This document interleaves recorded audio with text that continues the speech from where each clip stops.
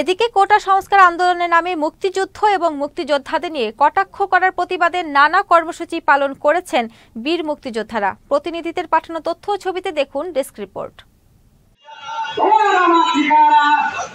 কোটা সংস্কার আন্দোলনের নামে মুক্তিযুদ্ধের চেতনা বিরোধী কর্মকাণ্ডের প্রতিবাদে লালমনিরহাটে মানববন্ধন করেছেন মুক্তিযোদ্ধা ও মুক্তিযোদ্ধা সন্তান কমান্ড। মঙ্গলবার লালমনিরহাটের মিশন মোড় চত্বরে মানববন্ধন অনুষ্ঠিত হয়। কোটা আন্দোলনে বাংলাদেশের স্বাধীনতা ও মুক্তিযোদ্ধাদের কটাক্ষ করার প্রতিবাদে পঞ্চগড়ের প্রতিবাদ সমাবেশ ও মানববন্ধন করেছেন জেলার মুক্তিযোদ্ধারা। মঙ্গলবার পঞ্চগড় জাতীয় মহাসড়কে ঘণ্টাব্যাপী এ মানববন্ধন ও প্রতিবাদ কর্মসূচি পালন করেন তারা।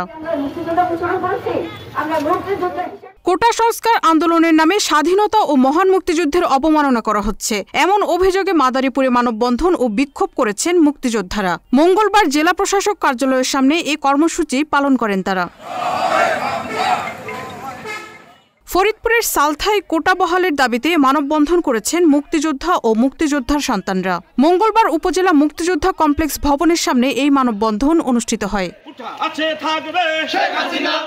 বীর মুক্তিযোদ্ধা পরিবারের অবমাননা ও কোটা নিয়ে অপপ্রচারের প্রতিবাদে রাজবাড়ীতে মানববন্ধন করেছেন বীর মুক্তিযোদ্ধারা।